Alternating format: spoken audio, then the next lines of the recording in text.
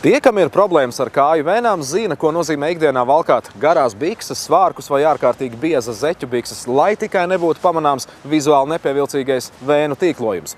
Bet kāpēc mocīties, ja ir šai problēmai risinājums? Jūs teiksit, jā, vēnu operācijas ir sarežģītas, sāpīgas un pēc tām paliek rētas. Mēs atļausimies nepiekrist.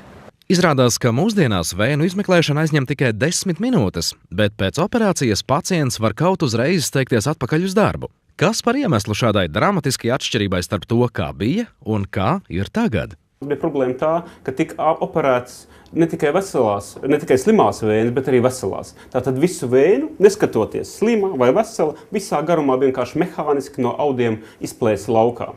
Un, protams, ka pacientam tajā brīdī nereti tika bojāti arī limfātiskie vadi, nervi, pacientam bija lielas rētas pēc tam, sāpes, un parasti pacients nevarēja, būt darbspējīgs pat līdz mēnesim un ilgāk. Šobrīd iespējams precīzi diagnosticēt, kuri vēnu posmi ir slimi, un tikai tos ar ļoti saudzīgām metodēm ārstēt no iekšpuses, nebojājot audus ap vēnu, kura tiek ārstēta. Latvijā līderis kāju vēnu diagnostikā un ārstēšanā ir medicīnas doktora Ulda Mauriņa izveidotais vēnu centrs Flebomedica. Turklāt uz šejieni brauc mācīties ārsti gan no Baltijas un Skandināvijas valstīm, gan Amerikas un pat Dienvidāfrikas.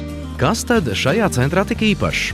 Varbūt pirmsākums šim veiksmes stāstam ir meklējams tad, kad Latvijas medicīnas akadēmijas absolvents Uldis Mauriņš devās studēt fleboloģiju jeb medicīnas nozari, kas fokusētu uz kāju vēnu slimību diagnostiku un ārstēšanu Bonnas universitātē, kur ieguva doktora grādu. Kopš šī brīža par viņu sirdslietu un galveno mērķi kļuva izveidot pašam savu uzņēmumu, kas Latvijā spētu ienest jaunu kvalitāti un vismūsdienīgākās tehnoloģijas kāju vēnu saslimšanu ārstēšanā. Jāatzīst, ka tas viņam arī izdevies.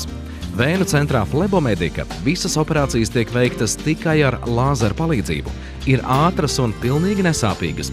Turklāt to veikšanai nav nepieciešama vispārējā anestēzija. Operācijas laiku, kā es varētu salīdzināt, vismaz ar tādu relaksācijas salonu, varētu tāpat salīdzināt. Izņemot tos momentiņus, kad ir tās mazās, pavisam maziņās špricītes, kas ir vietēji anestēzijai domātas. Par sāpiešanu vispār nebija, to jautājumu var nemaz necilāt, tur sāpiešanas nav nekādas. Tur, es personīgi jūtu tikai doktora Mauriņa siltās rokas ap manu kāju darbojoties. Kāpēc vispār rodas šādas vēnu saslimšanas un vai no tām ir iespējams izvairīties? Ja mēs runājam par to, kāpēc tas attīstās, tad tur ir vairāki iemesli. Viens no svarīgākajiem iemesliem ir tas, ka mēs stāvam uz divām kājām. Ja? Bet to mēs izmainīt nevaram. Otrs iemesls tas, ka ir gravitācija, tāds zemes pievilkšanās spēks. To mēs arī izmainīt nevaram. Vēl kāds būtisks iemesls ir iedzimtība, ko, protams, arī nevar ietekmēt. Taču nav gluži tā, ka neko lietas labā nav iespējams darīt. To, ko mēs varam ietekmēt, tas ir vairāk kustēties, jo ir pierādīts, ka cilvēks vairāk kustās. Tad viņam ir mazāk vēnu problēmas, svars, sekot līdzi savam svaram, jo ir lielāks svars, jo ir nopietnākas problēmas cilvēkiem. Par laimi ir izgudrotas arī īpašas kompresijas zeķes, kuras ieteicams valkāt profilaktiskos nolūkos. Piemēram, ja zināms, ka jūsu vecākiem vai vecvecākiem bijušas vēnu saslimšanas un nojaušat, kā arī jums ir tendence uz tādu attīstību. Sievietēm, kuras gaida bērniņu, gluži loģiski palielinās svars, tāpēc arī viņām būtu ļoti svētīgi nesāt kompresijas zeķes, īpaši, ja pietrūkst kājas. Cilvēkiem nevajadzētu vairāk baidīties varbūt no tām